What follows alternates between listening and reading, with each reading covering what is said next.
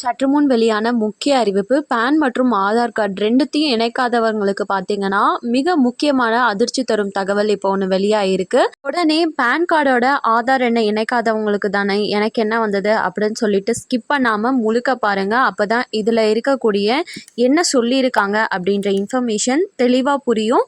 And இதுதான் first time நம்ம சேனலை பார்க்குறீங்க அப்படின்னா மறக்காமல் ஒரு லைக் பட்டனை தட்டி விட்டுருங்க. ஆல்ரெடி பார்த்துட்டு இருக்க வியூவர்ஸாக இருந்தீங்கன்னா கமெண்ட் பாக்ஸில் ஹாய்ன்னு சொல்லிட்டு போங்க. நீங்கள் போடக்கூடிய ஒவ்வொரு லைக்ஸ்மே பார்த்தீங்கன்னா இந்த இன்ஃபர்மேஷன் நிறைய பேருக்கு போயிட்டு சேர்றதுக்கு ஹெல்ப்ஃபுல்லாக இருக்கும். ஸோ மறக்காமல் அந்த லைக் பட்டனை மட்டும் தட்டி விட்டுருங்க. இப்போ வாங்க வீடியோக்குள்ளே போயிடலாம்.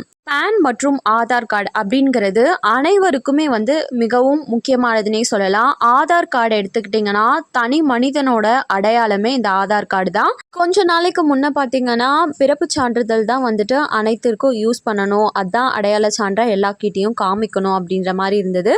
பட் ஆனால் எங்கேயுமே இது வரைக்கும் பிறப்பு சான்றிதழ்ங்கிறது ஒரு முக்கியமான ஆவணமாகவே கருதப்படல. ஆதார் கார்டு தான் இப்போ வரைக்குமே மிக மிக முக்கியமான ஆதாரமாக கருதப்பட்டுட்டு வந்துட்டு இருக்கு. அது மட்டும் இல்லாமல் பேன் கார்டுன்னு எடுத்துட்டிங்கன்னா யாரெல்லாம் சேலரி வாங்குறீங்களோ அவங்களுக்கு இந்த பேன் கார்டுங்கிறது ரொம்பவே முக்கியமான ஒன்றாக இருக்குது. அது மட்டும் இல்லாமல் இந்தியா முழுக்க எல்லா இடத்துலையும் பேன் கார்டுங்கிறது தான் மிக அவசியமான ஒன்றாகவும் கருதப்பட்டு வந்துட்டுருக்கு. நீங்கள் டேக்ஸ் பே பண்ணணும் அப்படின்றது எதுவாக இருந்தாலுமே உங்களோட பேன் கார்டு வச்சு தான் உங்களோட நிலையை அறிய முடியும். இந்த நிலையில் பேன் கார்டு மற்றும் ஆதார் கார்டு ரெண்டுத்தையும் இணைக்காதவங்களுக்கு பார்த்தீங்கன்னா ரொம்பவே அதிர்ச்சி தரும் தகவலாக ஒரு அறிவிப்பு வெளியாயிருக்கு. பேன் மற்றும் ஆதார் கார்டினை இணைக்கும்படி மத்திய அரசு தொடர்ந்து வலியுறுத்தி வந்தாலும் தற்போது வரையிலும் பலரும் இணைக்காமல் இருந்து வருகின்றனர். இந்நிலையில் ஜூன் மாதம் வரையிலும் பேன் கார்டுடன் ஆதாரை இணைப்பதற்கு அவகாசம் வழங்கப்படுகிறது. இது மட்டுமின்றி தற்போது பேன் கார்டுடன் ஆதார் எண்ணை இணைக்காமல் வைத்திருப்பவர்களுக்கு மத்திய அரசு ஒரு எச்சரிக்கையையும் நோட்டீஸையும் அனுப்பி வருகிறது. பொதுவாகவே பார்த்தீங்கன்னா இந்த வணிக நிறுவனங்கள் பொதுமக்களின் வருமானத்திற்கு ஏற்றவாறு ஆதார் மற்றும் பேன் இணைப்பின் அடிப்படையில் 0.1 முதல் 10% வரையிலும் டிடிஎஸ் கழிக்கப்பட்டு வருகிறது.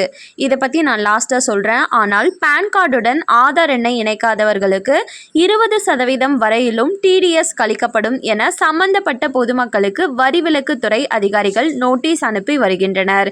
எனவே உடனடியாக பேன் கார்டுடன் ஆதார் எண்ணை இணைக்கும்படி எச்சரிக்கை விடப்பட்டுள்ளது. ஸோ என்ன சொல்லியிருக்காங்கன்னா பேன் மற்றும் ஆதார் கார்டு ரெண்டுத்தையும் வருகின்ற ஜூன்குள்ளே இணைச்சிருங்க அப்படின்ற மாதிரி கால அவகாசம் கொடுத்துருக்காங்க. ஃபர்ஸ்ட் செகண்ட் ஒன் அதிர்ச்சி தரும் தகவல் என்னன்னா எல்லாருக்குமே வேலைக்கு போறீங்க அப்படின்னா ஸோ டிடிஎஸ் ஒரு டேக்ஸ்ன்றது புரிப்பாங்க.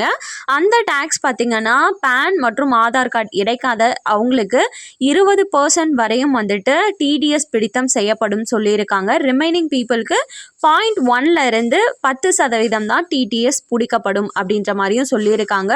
ஸோ முடிஞ்சளவு யாரெல்லாம் இணைக்காம இருக்கீங்களோ இணைக்கிறதுக்கு பாருங்க.